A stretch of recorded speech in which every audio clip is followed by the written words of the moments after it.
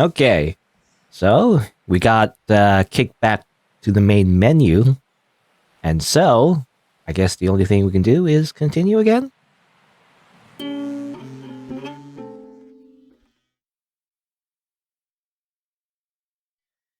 No one wants to go the way you did. Every switch inside you was flipped. Small light bulb of your existence, cracked with a whimper, frothing thunder. None of us will make it to heaven.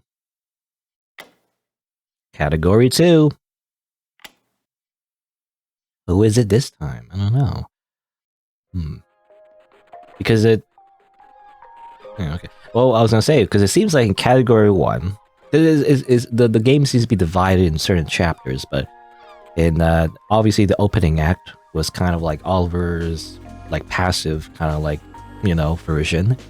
But then Category 1 was Ashton, right? It said like Ashton, so it was focused on him and resolving his conflict. So I guess Category 2 would be someone else? Not sure. Anyway, this seems to be a flashback though. Oliver and I move a caravan of toy trays through the sand.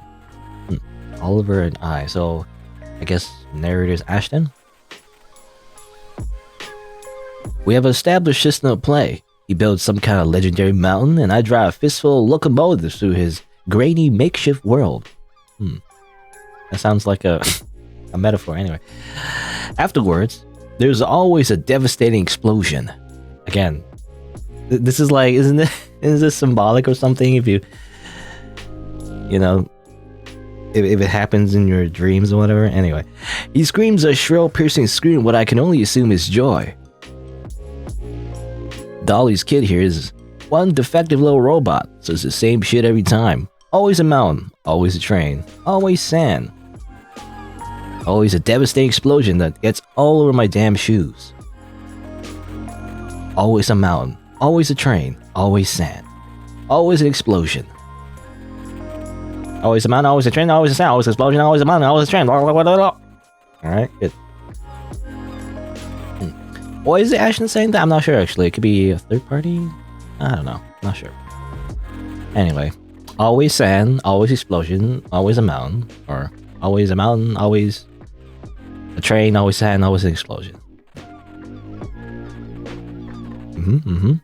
I got the message. You don't have to repeat it 50 times, but sure. I'm gonna let it run. I don't want to, click anything in case I might mess up a sequence. Any change? Any Easter eggs? Like, is there like one word slightly spelled differently? I don't know. Anyway, we repeat the cycle ad infinitum. I don't know say that word actually. Ad infinitum, infinitum. I know ad nauseum, but ad infinitum.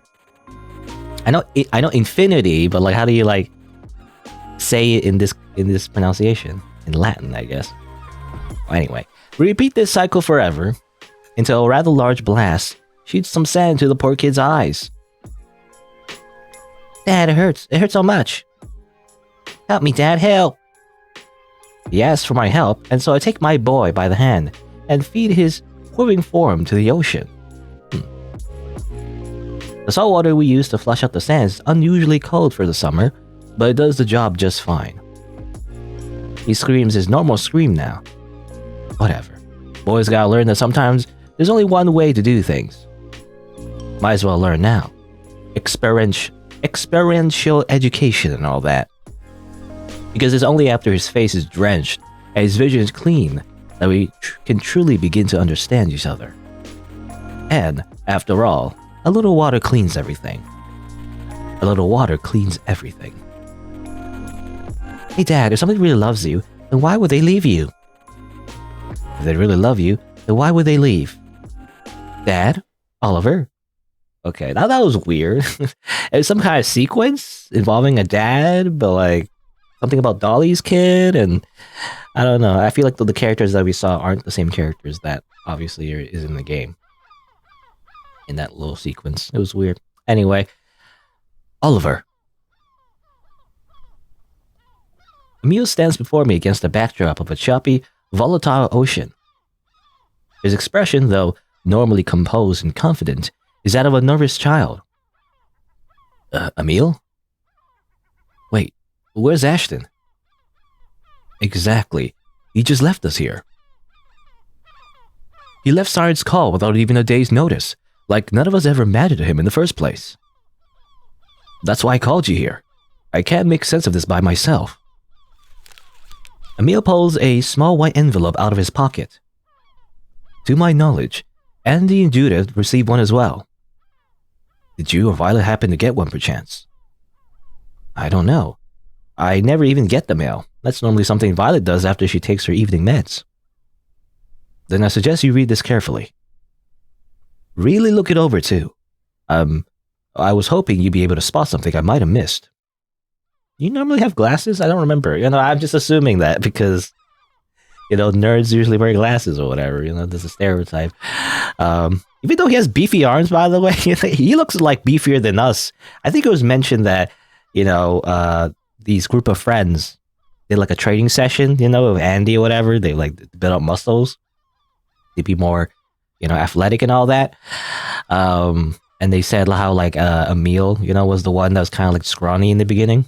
But he's look at his forearms, they're massive.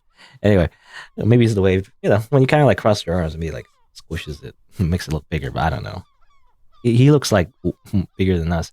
Anyway, what was I gonna say? Oh yeah, his glasses are missing. Maybe did he wear glasses? He was wearing glasses, right? I don't know.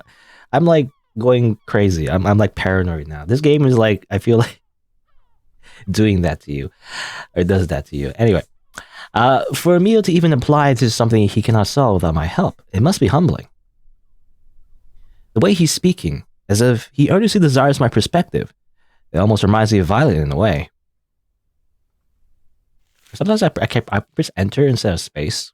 I'm used to pressing enter on the keyboard because I don't want to click with the mouse all the time. Anyway, but you have to press space to progress the text. I gave him a decisive nod before grabbing the letter.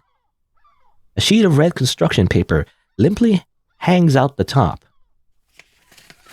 I do as I've been told and read it carefully.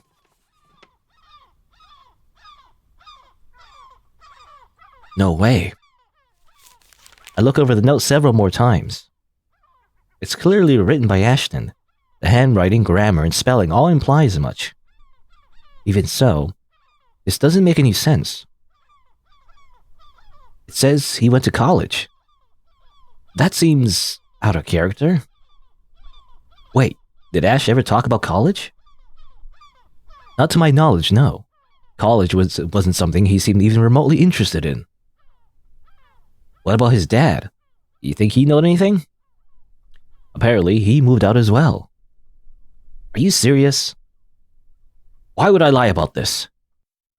Emil's eyes dilate with panic, leaving no room for anything resembling deception. What's more, they didn't even bother locking the door to their house. There was no furniture, no beer cans, no garbage. There wasn't even any food left in the fridge. Emil begins gesturing to himself, like he's frantically trying to stuff his words into some kind of invisible box. His phone number hasn't been working either. They just vanished. And no signs of struggle, no signs of life at all. Just gone, like the universe simply didn't have a need for them anymore. Emil isn't even trying to look composed at this point. His demeanor is that of a mad scientist, clawing into the air for some vital answer that's barely out of reach. What about the underworld? Could this be our fault somehow? Is there any strange activity happening back there? No, I've already checked. The backside of the locker is still barren.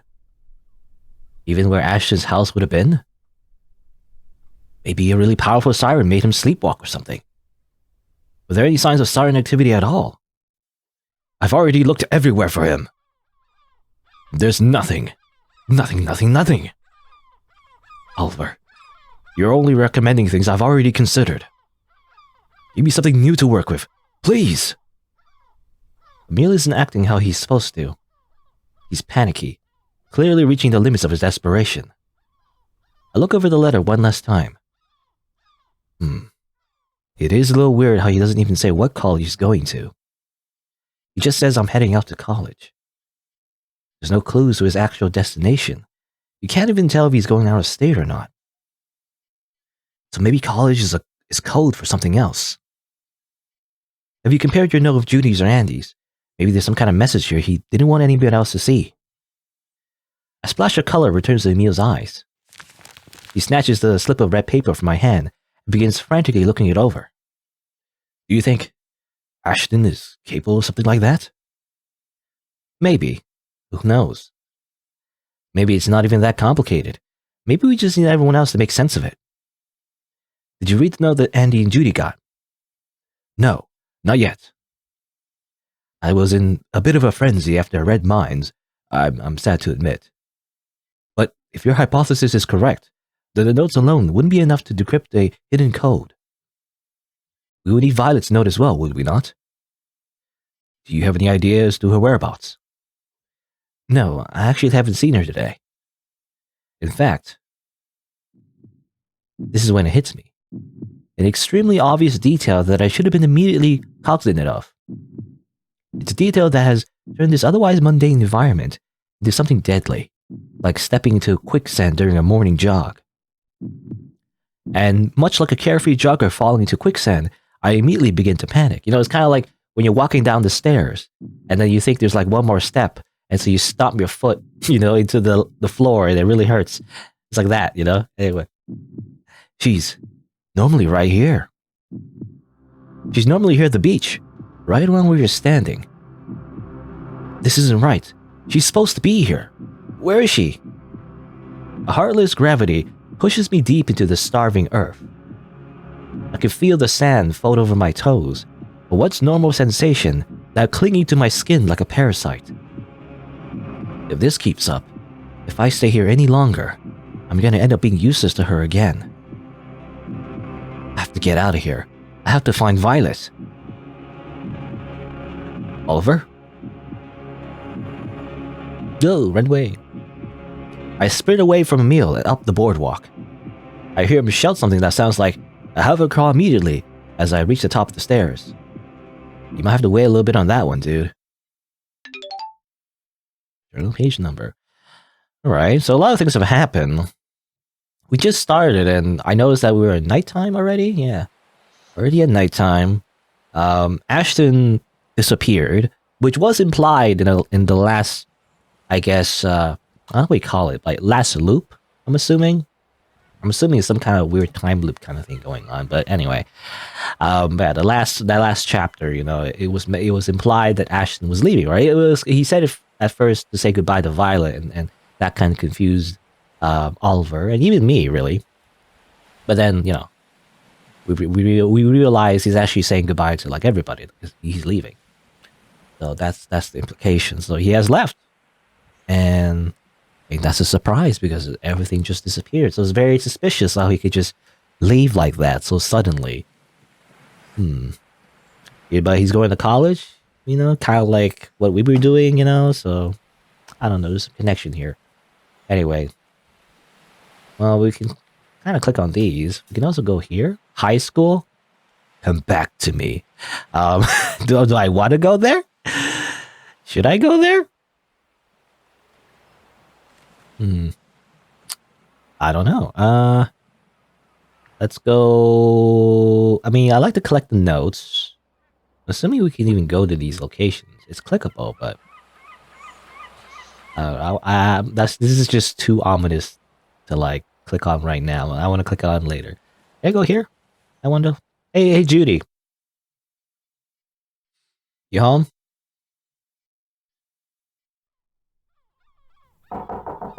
I frantically knock on the front door, hoping with every bit of me that Violet answers.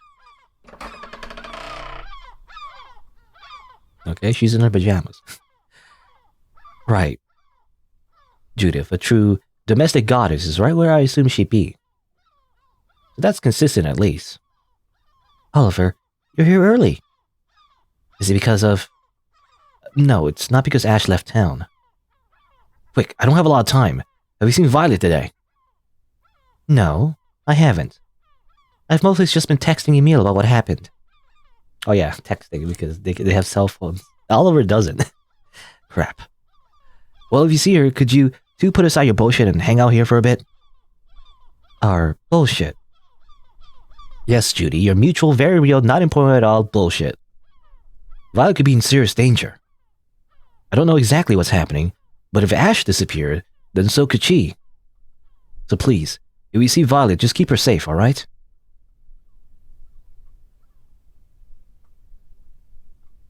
After my pleas, Judith, hospitable as ever, drops the clueless act and speaks candidly. Did she do this often? Again, we did have that one scene where she did actually, kind of was very scary. Anyway, of course, Oliver, whatever you want. If I run into her, I'll do my part to make sure she's safe. Assuming I don't go and disappear myself, you know. Cool, great, thanks. I don't care about you. Bye-bye. Basically. I give Judith a reassuring thumbs up before sprinting back to the side. We do that often, by the way. We always do a thumbs up. All the time. It's a thing we do. Alright. Go over here. I was gonna make the rounds. Can meet with Emil again, maybe, if he's here. I don't know.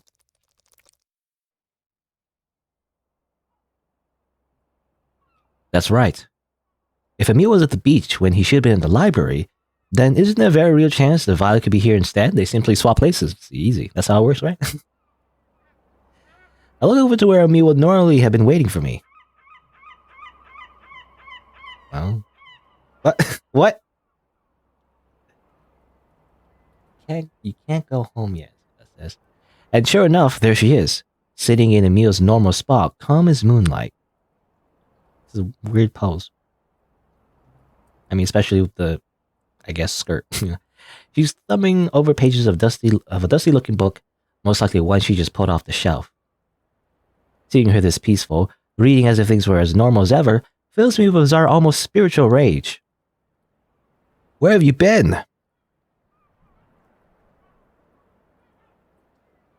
Oliver, you're shouting. We're in the library. Keep it down.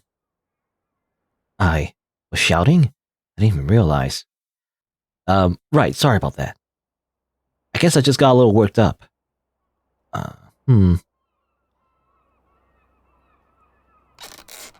Different clothes. As I only just realized, I mean, the CG obviously showed her in different clothes, As I move closer, Violet finally looks up from her book. Surprised I'm not at the beach, right? How strange is it that such a small change routine can result in such a incendiary greeting from my lover? You're dysregulated, right? That's a term for it? Geez. Sounds so clinical when I say it out loud like that. I know she probably has no reason to, but I can't help feeling that Violet's mocking me somehow. Still, I table that feeling and take a deep, meditative breath, attempting to collect my thoughts. I was just worried about you. Because Ashley went to college. And you didn't know where I was, so you assumed something or similar or worse happened to me, correct? A perfectly understandable conclusion. Violet pulls a red slip of paper from her back pocket and hands it to me. But as you can see, I'm doing just peachy. So you don't need to worry anymore. Nothing good will come from panicking after all. I read over her copy of Ashton's letter slowly, combing over the words for anything distinct. However, it's no different from Emil's. No different at all. I don't get it. What does this all mean? It means he went to college, Oliver. I wouldn't overthink it too much. Ashley was probably ready to move on, so that's what he did. It's not like there was anything left to challenge him in Siren's call, right? So why wouldn't he leave? I hand Ashley's letter back to Violet, who gingerly places it in her back pocket. I just didn't think he'd be the kind of guy to do something like that. I thought he wanted to keep on living here, Keep on working with his dad, keep hanging out with his friends. I mean, I'm sure that's probably what he wanted. But doesn't that sound a bit too predictable for someone like Ashton? It might be fulfilling enough for a year or two, sure. But then what? I can't imagine him being satisfied with that kind of life for long. Violet clearly doesn't seem upset. One of her closest friends just left without saying goodbye, and she doesn't even seem fazed by it. You knew this was gonna happen, didn't you? I had a feeling, yeah. How? Did Ashton tell you beforehand or something? No. Like I said, I had a feeling. People can't avoid what they need forever, and Ashton definitely is the kind of man that needed to get the hell out of Dodge. Everything about this, even right down to how he left, was inevitable. I don't blame him for it in the slightest. After all, there was nothing left in Siren's call that he needed to protect. Isn't that right, college boy? Violet pats down my head, messing my hair in the process. Did you cut that out? I push her playful hand away from my body. Look, Emil is actually pretty devastated right now, alright? I don't think I've ever seen him so blindsided. Even if Ashton really didn't want to stick around, I'm kind of worried about how Emil's going to manage without him. Oh? You think so? Makes you so sure he didn't know Ashton was going to leave in the first place. Didn't Emil straight up lie to you back on the beach? What did you just say? Emil lied to you at the beach, didn't he? And why would he lie to you unless there was something he's trying to cover up? Wait, you didn't notice? Well, you might not have noticed, but your brain absolutely did. Violet lets out a mischievous giggle. Violet, that's a pretty rotten thing to say. You weren't even there. Emil was completely freaking out. He's way too desperate for my help to do something like that. There's no way. Emil, he didn't lie to me. No, he definitely did. Whether you're able to remember exactly what he lied to you about is fairly moot, however. The point is that he lied, even if you weren't aware of it, which means what Ashton did probably wasn't too much of a surprise for good old Emil. I bet they all knew something like this was going to happen too. It's likely not just me. I'd even go so far as to wager this is why Ashton didn't tell any of us in the first place. After all, you can't be talked out of leaving if you leave before anyone else can even notice. Isn't that right, Oliver? Come on, V, you're not making any sense. How do you even know where we're at the beach? Did you meet up with Emil beforehand, or... No, Oliver, you're overthinking things again. The truth is much simpler than that. Of course Emil will be at the beach. Isn't he normally here at the library? It's basic deductive reasoning. I'm here, so naturally he met with you at the beach instead. I don't understand. Again, you might not understand, but your brain does. Just trust me on this. I'm only trying to help you after all. You're not like the rest of us. It's important that you're able to formulate an idea as to what might happen next. Otherwise, you'll end up becoming too stressed to function. And then, you're probably never able to... I can't speak, but this... Get scary eyes. And then, you'll probably never be able to leave. Violet, you're scaring me. What the hell are you even talking about? Oliver, if everybody else is planning on convincing Ashton to stay in Siren's call, then there's a pretty good chance they'll attempt the same thing with you as well. They're gonna try and manipulate you, just like how Emil was manipulating you at the beach. They'll use whatever methods they can pull, or they'll use whatever methods they can to pull you back down to their level, like crabs in a bucket. Then again, who knows what they'll actually end up doing? Knowing them, it could be anything.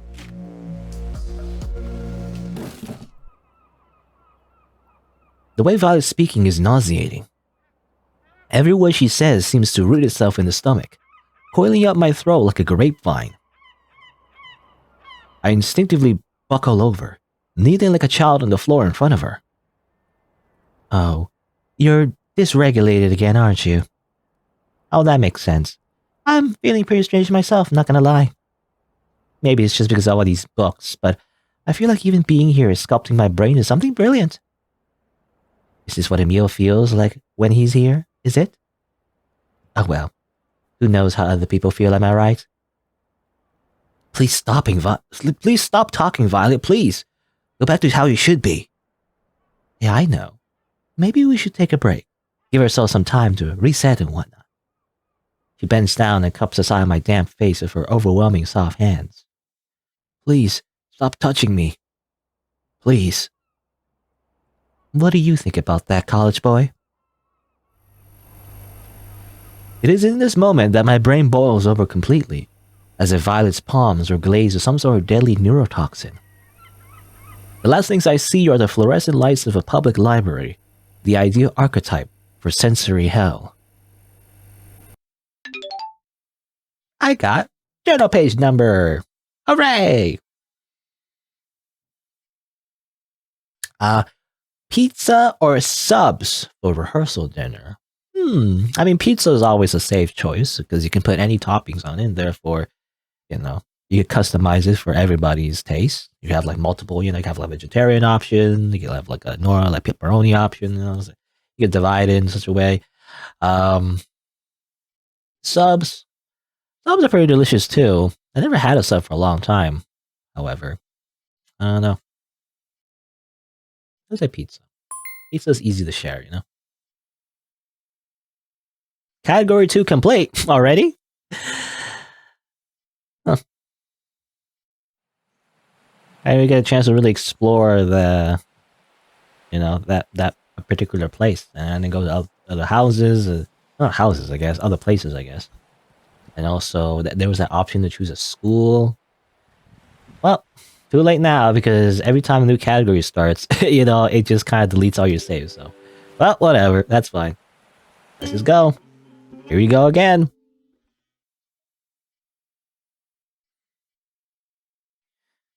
My friend breaks bottles over her muscles, as if she could become the jagged floor and make a better home beneath her skin. To understand her rash and loud attempts at saying, I am fine, I am strong, is to know the nagging fear that follows childhood, the deer tick gorged in her blood, the pressure of weakness. Category 3, Andy. Alright. This time, I guess we're gonna be interacting with Andy a bit more. I know Category 2, though, the one we just did, which was pretty short. At least, the way I did it. I don't know if you could explore that section a little bit more. But it had no name to it, so that was kind of weird. Well, anyway. I guess it's time to go. It's time to go. Say goodbye to your friends. Everything's brown. You have one new message. First message. Hey there, Oliver. It's Mom. Violet's mom, obviously. I'm calling to let you know that as of late, Violet hasn't been using her phone as much as she should. Normally, she at least texts me after she's taken her meds, but I received nothing for about a day or two. I don't know why she's deviating from a routine like this, but it's unacceptable. And I don't just mean for her. Olive, dear, I hope you are aware that I did permit you to live with my daughter for the sole reason of bolstering your own vain romantic interest. I picked you because I assumed you were the best person for the job. If I'm not there, then you need to do your part to keep her on track. I understand the impulse to be young and stupid, but I have these systems in place for a reason. If you're not going to protect her, then what good are you? Look, don't worry about calling me back. I'll likely be en route by the time you get this message. Just make sure she doesn't hit her head and we're fine. And for fuck's sake, have her do the dishes before I walk through that door. Girl cooks way too much for her own good. Interesting. To delete the message, press 9. Can I actually press 9? Oh, message can't be deleted. I was wondering about that, so you can actually save message. Okay, this is the same message. Yeah, okay. Interesting. Something about her taking... I was mentioned before, yeah, something about her taking meds, so... it's something she needs to do, I guess. Investigate this house. Cell phone. Violet's silver brick of a cell phone sits atop her desk. She's taking another step in isolating herself, it seems. That, or she just forgot to grab it on her way out the door. Either way, I won't force it upon her. I won't force anything on her. Oh, we won't? Very important, though. Oh, even back in high school, she never forced me to get one of these things. Hey, quit bugging him about it. Sometimes he needs to be alone. Oh, it was just like that. Doesn't mean he hates us, obviously. Damn it, Violet. I never could imagine that's all it would take to make me love someone. I guess I'm easy like that. What a slut. We're just a slut. Just someone just tells us that we don't need to get a cell phone and suddenly we're a couple, I guess. Somehow. I don't know. Cell phones are nothing but a point of access. And without a point of access, everyone pretty much just assumes the worst. So what if I were to drift? To float to a point where no one could touch me and slip away? Would anything really change? Will all the stuff I left on land with my friends suddenly lose meaning? Did Violet want to drift from us, or are we simply the ones that pushed her into the ocean? I keep clicking on this. There's new dialogue every time. I hate these things so much, but I love my friends way more than that. And real love cannot exist without compromise. But being planted into social situations that drop of a hat like that, is my brain strong enough to handle such a great compromise? If not, then how the hell can I say I'm worthy of friends in the first place? How can I say that I'm worthy of love? I don't know. I mean, these days, I feel like in my generation, you just text, you don't call. Calling is like weird, unless it's an emergency. Usually you just leave text. But I guess this takes place in 2011, right? I don't know. You think about the era. The cell phone, an efficient tool for an efficient world. Rockets for astronauts, test tubes for chemists. And cell phones for people. Is that it? Oh, okay. Unlock the gallery image. The gallery I've checked a few times already. I don't know if I'll show... maybe at the end I'll show all of it. But they just seem like little extra things, Either it's like the CGs that's been shown before, or just some concept art and stuff like that, So, not that super important, but I guess a little thing you can unlock by exploring the game a lot. Let's see. Well, I guess that's it. So, time to leave this brown home. Very brown. It is nighttime, technically. The heck? All the icons are. Judith's house? Wait, so over here. Safest place. Rat bucket. And the high school over there as well. Okay. Can we go to Violet real quick? What's over her? What was that last outburst, that happened? I guess. Well, not really outburst, but strange thing that happened with her last time. I make my way over to the beach, hoping to find Violet in a good mood. Thankfully, she's in her normal spot, painting something in one of her larger canvases. Hi, Violet.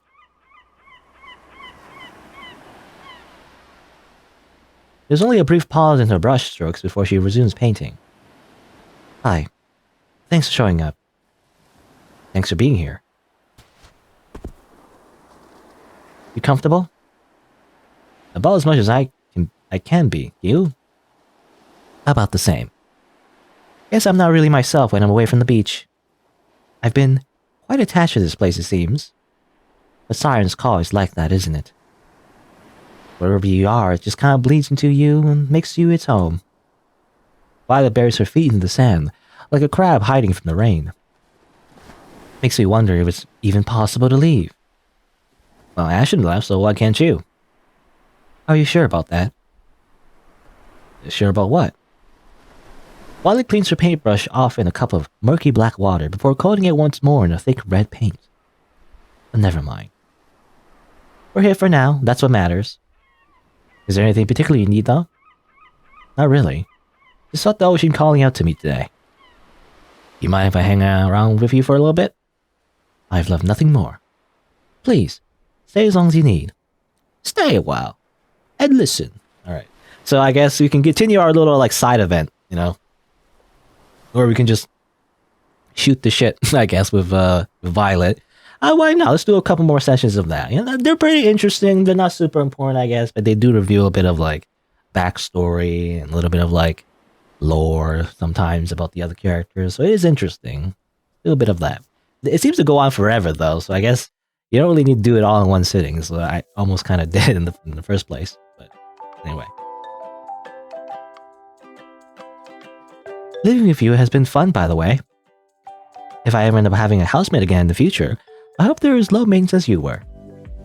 Low maintenance? You really think so? I always felt like such a bother, especially in the beginning. Why? You never gave me any trouble at all. I can't even think of anything you did that was even remotely bothersome. Really?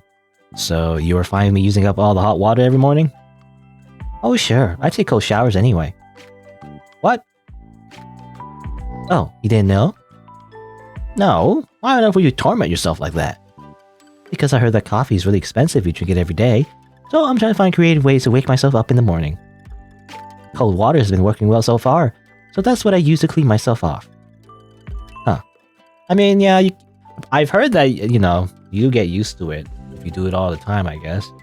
I've tried it once, well, actually, like a few times, couple times, I think, when, there was like a power outage, and then there's no hot water left, and it's been a few days, and I really needed the shower, so like, I just turned it on, and it was cold, like, full-on blast. And like, it was cold, it was freezing, I was shivering, but like, I had to get clean somehow, so I don't do it, regularly though. However, it's not fun, in my opinion. Anyway. Huh. I mean, I never helped out too much with any of the cooking or anything, so that's not exactly ideal. Well, I'm glad you didn't. That's something I really want to get good at before I move on my own. The more meals you make, the less chances I have to figure out my own cooking style. I refuse to be one of those adults that's forced to make themselves sandwiches every day because they didn't know how to make anything else. Looks at camera. Anyway. Besides, you always did the dishes anyway, so it's fine. Well, dishes are easy. You also took the trash a bunch. Or took out the trash a bunch. Well, trash is easy too. All you gotta do is drag a bag or two down the street corner. It's not rocket science. Oh, I can't stand easy, or smelly for that matter. But that works out too. Wow. I always thought you were just being polite, but my lifestyle never really bothered you? No? No matter what negative image you may have of yourself, the reality of it is everything about having you around just sort of worked out. I don't think living together with someone is ever going to be this comfortable for me again, to be completely honest. There's a noticeable dip in the tone of Vi's voice as she says in this last part. So, you feel it too then? How living together was way easier than it should have been? Yes, exactly. It was almost too perfect, right? You'd think there would have been some sticking point, but there never was. It's a little disconcerting. Like being given a gift from someone you don't even know. I can't stop thinking about how some couples probably stay together forever because of this hypnotic, cozy atmosphere. That feeling of comfort is so powerful, almost like some sort of airborne parasite. I even thought about proposing to you, just because I didn't want to lose it. Wait, back it up. You were gonna propose to me? I might have. I was like halfway to the jewelry store before I realized that I was in some kind of trance. Holy shit. I can't, wow. That's a lot of process. I mean, I would have definitely said yes, but I'm kind of bummed I never got the chance to. Please don't feel that way, Oliver. Making a commitment like that with you just to secure some vague domestic feeling, it would have been a terrible idea. Well, it's not like that would have been the only reason. Because you still love me, right? Of course. You're my favorite person on the entire planet. I love you dearly. But try to understand. I wasn't even thinking about love in that moment. My only thought was securing this new amazing lifestyle forever. I was completely consumed by that idea. It wasn't about me being in love with you.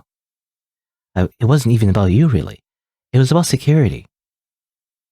I only wanted to be comfortable, to feed the thing that was feeding on me. Well, even knowing all that, I still would have said yes. I know. That's the problem. Problem?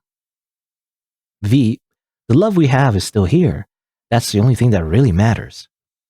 Context matters, Oliver. It's dangerous to always take what's been handed to you without ever even questioning it. Nothing giving out for free is ever just a gift after all, especially not a relationship. You're just excited at something that was even on the table in the first place. I still think you've been a great wife. Who knows? Maybe I'll boomerang back into your life after all this nonsense and we'll somehow end up getting hitched. Maybe we're meant to be together. Maybe the reason why all this stuff feels so weird and predetermined is because of fate. But it's more likely than not that fate is just our dumb, unconscious thoughts dragging us along. You don't need a wife, Oliver. And I don't need a husband, at least not right now. Of course you think that.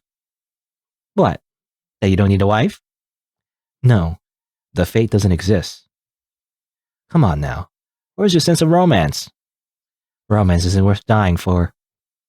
Romeo and Juliet were fictional, hormonal idiots. I mean, that's true. At least Shakespeare lived past 18 and knew his shit. Which of the two of you would you rather look up to, Oliver? Okay. Interesting conversation about being married, except not, I guess. I mean, that is true. I feel like, this is something I've heard about, really, but, after a while, when two people love each other, it's not like they have the same type of, infatuation the entire time. By the end of it, it's more about security than it is about, being madly in love with each other. But that's kind of like I don't know. That's like, it's kind of like its own kind of love, right? I don't know. Anyway, it's just a kind of a strange relationship these two have. For some reason they want to break up because they promised to break up, but then they still love each other, I don't know, I'm not sure. Of course, there's a weird thing going on as well, where it's like not just a relationship, but also like I feel like we're stuck in some kind of like weird thing. I'm not sure what it is. I have my theories actually, what's actually going on and what it meant by Ashton leaving, but again, I don't want to delve too much into theories yet because it might spoil it, right? Anyway, let's do another one if we can. Do you ever think we were just given just a bit too much freedom here? You and I had the entire house to ourselves all summer, and Andy and Judith were basically allowed to do whatever they wanted. Yeah, I don't think I've ever had this much autonomy before. Even last summer, we still had to be back home by 10. The only real exception were those work sessions we had at Judy's house back in April. Normally, if I ever want to go anywhere big, I had to plan out like 3 weeks ahead of time with my folks. But this time, I don't know, it's like we could disappear for hours in the middle of the night and nobody would even notice. It's bizarre, right? There's no way any of us could have gotten away with all this nonsense otherwise. It only took like 3 days of being unsupervised before we all decided to be big dumb heroes, and to have like a big old JRPG adventure and killing monsters. And now everybody's brains are fried. Kinda makes me wish we had more of a curfew. Wait, really? No, but you get my point. If even one person caught onto the crap the six of us were doing, that might have been enough to break a little echo chamber. Yeah, you might be right about that. All it would have taken was Ash's dad being like, "Hey son, where have you been?" Or somebody else seeing us go into the locker, and that probably would have been it. We got really lucky, didn't we? I think that mostly depends on your definition of lucky. If anything, I'd say the whole situation just seems super contrived. Even if some of the stuff we did in Underworld seems way too convenient. Like how lucky we actually were to land the ribcage every time we crossed over. Ribcage. That's your idea of lucky? That place was creepy as hell. But it was safe. Can you imagine if we had to start out, anywhere else? We'd have been eaten alive. I just want to check real quick, because it was mentioned in the journal of the ribcage. So the ribcage is this place. It's one of the first places they went into. Fleshy floors and stuff like that. I'm just what's the word? What's the word for like reading fast? I'm just taking a quick look. But yeah, basically it's a weird meat dimension, I think. Anyway, because the journal is kind of like, it kind of explains a few terms of what they say and everything. Again, I don't know if I'll because it's a lot of information though. I don't want to like read it all at once. So at least not right now. I think I'll save that until the very end. Though it does have journal entries, not just of the lore, I guess, of what they experienced in the adventures, but also a little bit more. But we haven't unlocked all the entries yet, so they're kind of like disconnected. I don't know. I guess we'll see. Anyway, can you imagine if we had to start out, anywhere else? We'd have been eaten alive. We all just so happened to jump into the only region of the underworld without any real threats. Now, why do you think that is? Can't really blame anything other than luck, I suppose. Right. Tell me, Oliver, if you were to be thrown headfirst into a dangerous adventure, would we have experienced not to be the ideal form of progression? You have a cozy little beach town where all your needs are met, complete freedom to get yourself into as much trouble as possible, and plenty of weak monsters to kill until you get stronger, so they can level up. As cool as we all are, the truth is, a lot of would-be problems were solved immediately by the context of our situation alone. Stop deconstructing JRPGs, Violet. Stop it. Are you saying that somebody might have set all of this up? No, I'm only asking you if you can imagine a more ideal set of circumstances. Is there anything you could have possibly changed to make things easier on us in the beginning? I think for a second or two. We could have been dating from the beginning. Nah, that's something. Oh please, that doesn't count. Yes it does. My morale would have been higher. We wouldn't have got beaten up so much. I'm pretty sure that's not how it works. Of course it is. The depths of your bonds determines everything. You get like a gameplay mechanic, benefit from having higher social links with your party members, obviously. Why do you think I spend so much time hanging out with Emil on Wednesdays? Because that's when you two had your little book club? Exactly. What the hell does reading books have to do with fighting sirens? Well, knowledge is power, right? Okay, fine. I just want to make out with you a little bit more. But don't act like that wouldn't have helped. Whatever you say, darling. Okay. One more. Like I have a feeling that the more we progress the game, we can also just come back to her at any point and continue our conversations. So I like to finish it up eventually. I'm assuming there's an end to these conversations, but I kind of want to see them all, So your mom's finally coming home tonight. You excited? What? No, she's not. Why would you think that? Pretty sure not even my funeral would have been enough to get her to fly back down here. Wait, she's not coming back? No. Why would she? Last I checked, she seemed perfectly content just blazing it with my dad up in Denver. Blazing it. 420? Can't imagine her abandoning such a cushy lifestyle. Blazing? Wait, so you're absolutely certain she's not flying down? Who's driving me to Orlando then? How am I going to get to the airport? Orlando? Oh, that's where you're getting at.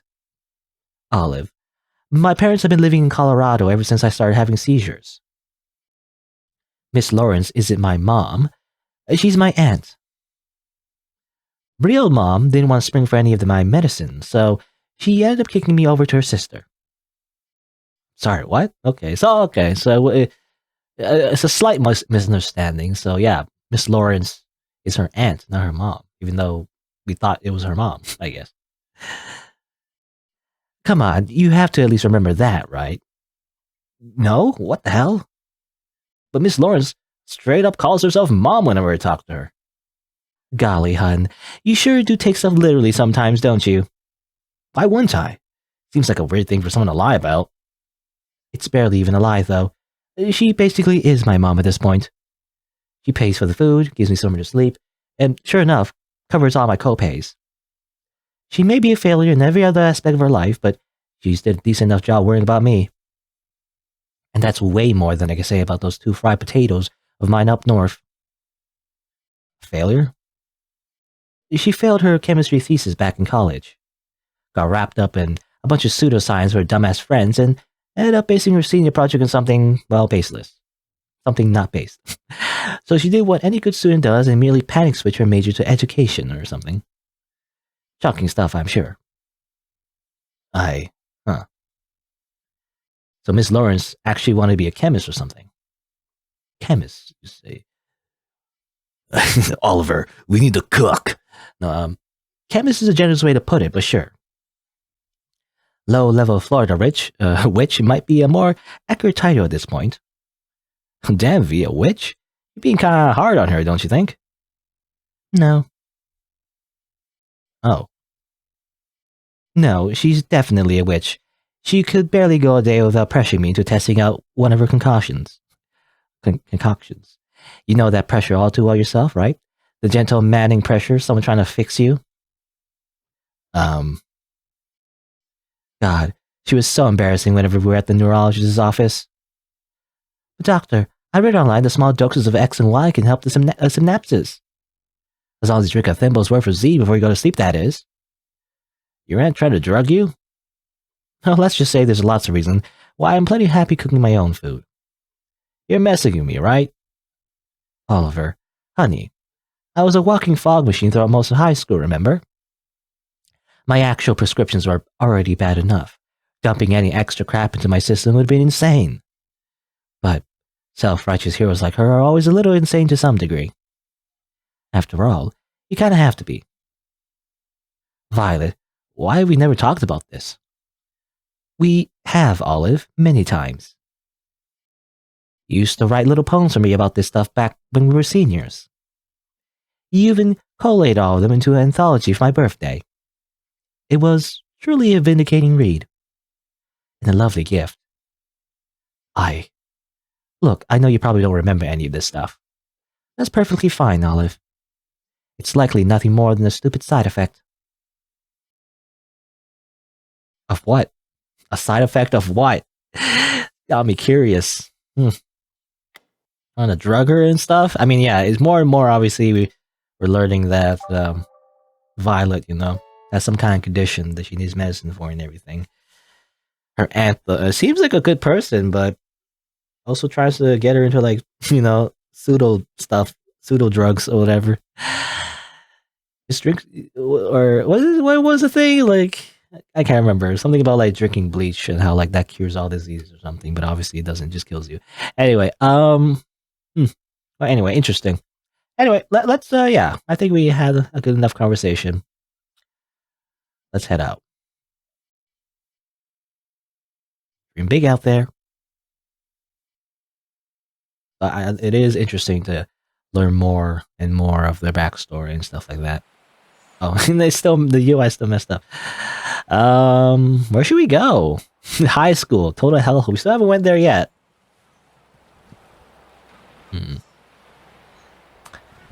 Well, let's go to... I'm curious about the crab bucket, actually. Oh, never mind. That doesn't exist anymore. Ashton doesn't exist, therefore that burger joint also does not exist. It's gone forever. Alright, good. Well, the chapter was called Andy, right? So I think we should visit her maybe last. Let's go to Emil.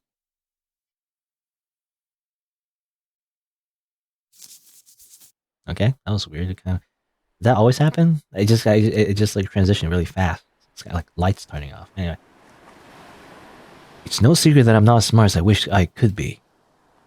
Sure, my grandmother always used to say that I was technically a genius, but I've never seen the test scores myself, so I haven't been able to substantiate such a bold claim. It's something she could have easily lied about, though. I'm sure the scores are still floating among her things somewhere, but at this point, I'm too afraid to look. Emil, your name is like... Okay, it's gone. Even if they're higher than average, I'm almost positive they're completely outdated by now. I already know I've grown dumber over time. And besides, everyone I really care about has already been tricked into thinking I matter, so why risk it? If I'm lucky, this will become one of those lies that slowly turns into the truth. Like how Andy enjoys doing pull-ups. Or like the implications those cheap novelty glasses might give off. Okay, those glasses were not real? And if I'm not that lucky, well, then I only hope I die dumb enough to forget all of this was a lie in the first place. Okay. Weird. We just suddenly just heard him talking to himself about his own insecurities about not being smart enough, which, to be fair, I think almost every smart person feels, because the actual smart people are the ones that are always doubting themselves and therefore always learn more. But anyway. Can I go there again, actually? I want to check if I could. Yeah, okay. So that was like a weird sequence, but we can still talk to him, I think. Foggy in here. What the heck? Me and I are reading a library like normal. Our immersion being broken only by the occasional violent hum of fluorescent lights. Okay, it's the light. It's just very bright. This summer truly does feel endless at times, doesn't it? Sure does.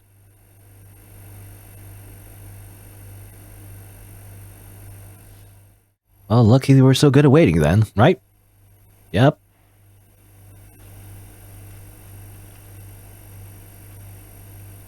I'm sorry, but I cannot think straight with how these lights are acting up. Do you mind terribly if we read outside on the patio or something? Well, why don't we pack it up for the day instead? We couldn't afford, we couldn't afford an artist to draw a patio or whatever. So we're just gonna leave. I'm not really feeling this one anyway. You're not feeling it.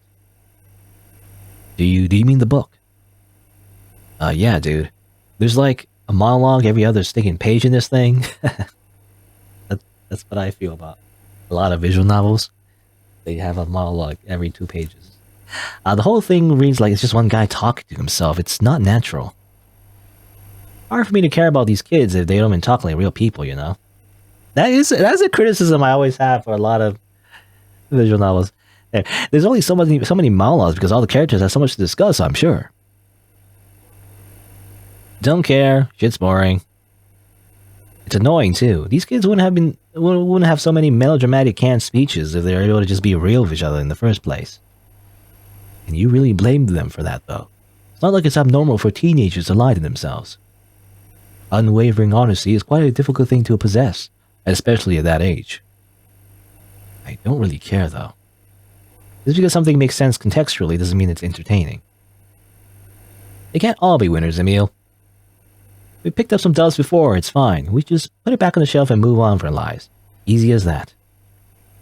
I see. It's just...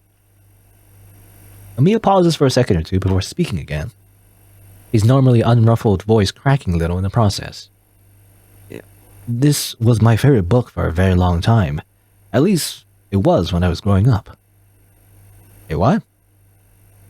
Is he not just playing devil's advocate like he always does? He actually likes this schlock? I know it's not exactly fine literature or anything, but it really helped me make sense in my middle school years. I even have a signed copy back in my house, if you can believe it. I thought you just picked something random off the shelf today. Is that how it seemed? Figures. Of course, my actions would imply as such. Oh well, it doesn't really matter, I suppose. Thank you for the honest critique, Oliver. We don't have to keep reading something like this. You're right. It's probably average at best. And why would something average be worthy of our time? Harsh, and also a lot of implications about his character, about being average, right? Anyway, okay, that's it for that. Let's go to Judith's house again. Hopefully she doesn't freak out on us once more.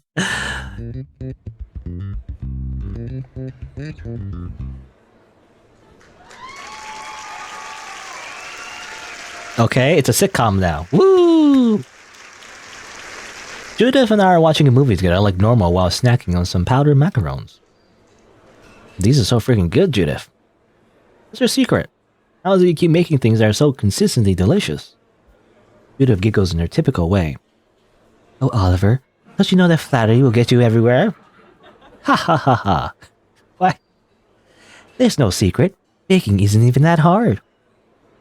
The key to consistent baking is simply understanding how all the ingredients interact with each other.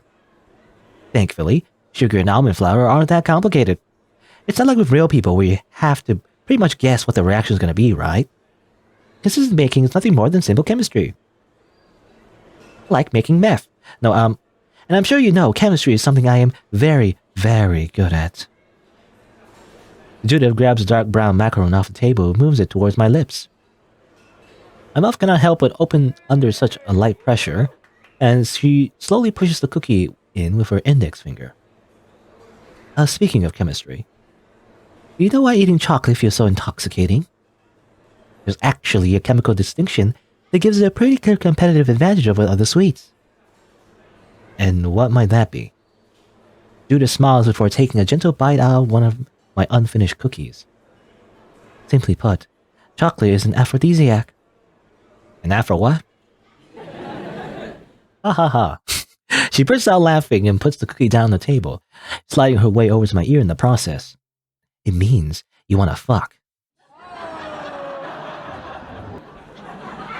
Makes sense, doesn't it?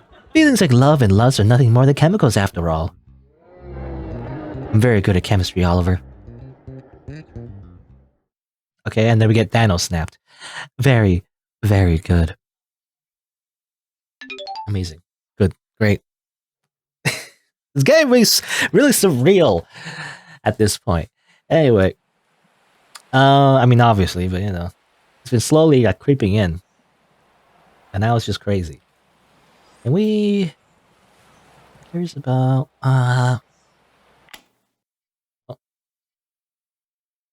Another, like, light switch off.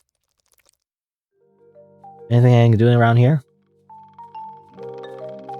Say goodbye to your friends. It's a cell phone. Nothing else, okay. I was just checking in case, you know, always checking if there's anything new there. We can go to the high school. Love, love, love. That's what it says. Or we can go... We can go back to Judith's house. Let's go back to Judith's house. We had that weird sequence, but... Can we just talk to her, like, normally? And her not trying to, like... drug us with, like, you know, aphrodisiacs? I don't know. Judith hands me a glass of sweet tea and sets a plate of macarons on the coffee table in front of us. Another act in a sea of equally kind acts. Hey, Judy. How okay are you with us not watching a movie today? I know you're kind of setting up for it, but do you mind if just this once we do something else instead? Something else? Like what? Anything, really. I'd honestly be totally fine just sitting here for a bit and talking with you. So, what's on your mind? Anything in particular you want to talk about? Come on, Oliver. You know that's not how this works. If you put someone on the spot like that, they're just gonna get flustered and not say anything at all. Really? Why? Because that's how people are. But I put you on the spot like 5 seconds ago. You're doing great. So clearly that's not completely true. You know what? Here, I'll show you. Is there anything you want to talk about, Oliver? You have 5 seconds. Okay. Why do you spoil me so much lately? The sirens causing me empty, but do you ever get anxious about you ever been silly lately? Are you mad at Ashton for leaving? Okay, I get it. You didn't have to keep going. You were good after the first one. But you said I needed 5. I said you had 5 seconds. Oh. Sorry, I guess I misheard you. How'd you even do all that so quickly? You just kind of exploded. It was like that time you and Ash threw a watermelon off the roof, but with words. It's not like it's hard or anything. Why do you not explode? Because, much like tossing old fruit off your best friend's rooftop, human conversation can be extremely dangerous. Language is a sticky thing. Even simple words have the potential to be volatile, scary little truffles. So, they need to be dressed up properly in order to be palatable. Something that a lot of people don't do on the internet. And so everyone is just really rude and it's just like have horrible, like a really, really bad time communicating to each other on social media, and there's just so much arguments everywhere all the time, 24/7. Anyway, a little deliberation goes a long way when it comes to making that happen. Not everybody likes sweets though. You can spend hours dressing up your words and still miss the mark completely. And it's not just words. People on the whole are volatile, so how is anyone supposed to know that someone else is comfortable when or with unless you throw it out there in the first place? Body language mostly. If the person looks tense, then that's a pretty clear sign. You should think of something safe to talk about. Are you saying I look tense? You always look tense, Oliver. Well, I mean, the thing about body language as well is that it's not universal, you know? Depends on the context and depends on culture as well. Different cultures might have different body language expressing different emotions. It gets confusing.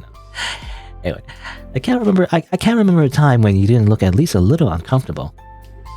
I guess that's why I try to make sure you're happy whenever you come over here. It's hard seeing you so worn out all the time. So that's all this is, huh? How good are you at reading people like that, Judith?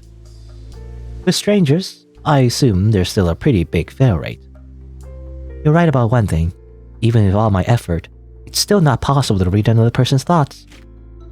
Even with my sister, there's still times I have to pretty much guess what she's thinking.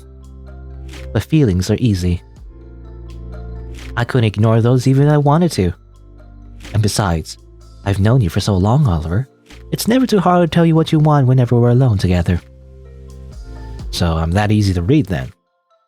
Still, if she really is basing everything she says off what I'm feeling, can we try something out then, Judith? Something like, I have a hypothesis I want to test out really quick. Just a fun little experiment.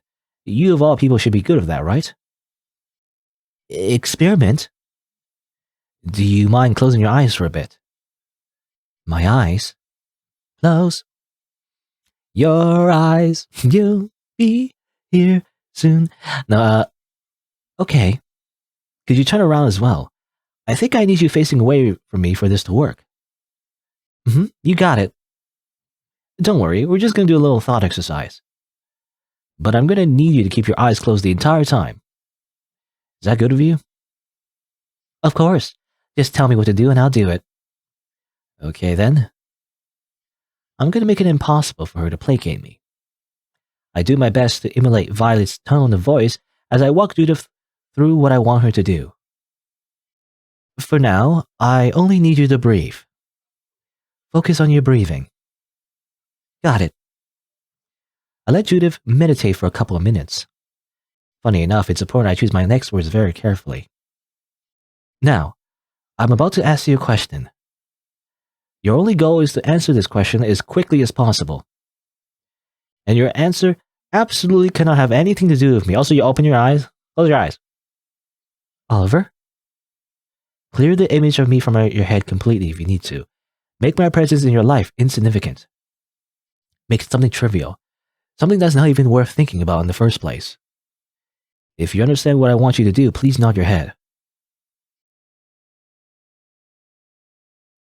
After a few seconds, Judith meekly nods her head. I give her a little bit longer to focus on her breathing. Now then, the question. Is there anything you want to talk about, Judith? You specifically. No one else. Not me, not your sister, not Miss Lawrence, just you. A few seconds pass. Then a minute. Then 2 minutes. What's wrong with me? What the hell is wrong with me? Judith, though clearly distressed, still keeps her eyes closed. Maybe she just needs a little more direction? There's nothing wrong with you. What do you want to talk about, Judith? Do you have any new cosplays planned? Have you begged anything new? I don't care about any of that. Judith absolutely bellows at me. In all the years we've been friends, I don't think I ever heard her say something so intense. I can't separate myself from you. There's only you and whatever it is that you're feeling. It's always there, like sea lice swimming underneath my skull. It's all that's ever allowed. Everything else just gets pushed out of my ears. That isn't normal, is it? Oh God, if I'm not normal, then what am I, Oliver? What the hell am I? Ah! And then she stabs me with a knife and I die! Yes, again! No, good. Great. Well, that's that. Good. Alright. Well, I guess the only other option is, well, it's either the school or this part. I'm not sure what to click on, to be honest. I'm just scared. Well, I'm not really scared. It doesn't matter at the end of the day anyway, but like, which one's the optional one, you know? If I click on this one, we kind of progress Andy's thing, right? Or should we click on this one to progress Andy's? It could be like, because the school has a lot to do with Andy, right? Because every time we go jogging with Andy, she always feels like she needs to vomit in front of the school, right? So that maybe clicking here would actually progress the story. I don't know, whatever. Just pick something. I'm gonna pick this. I'm going to the park.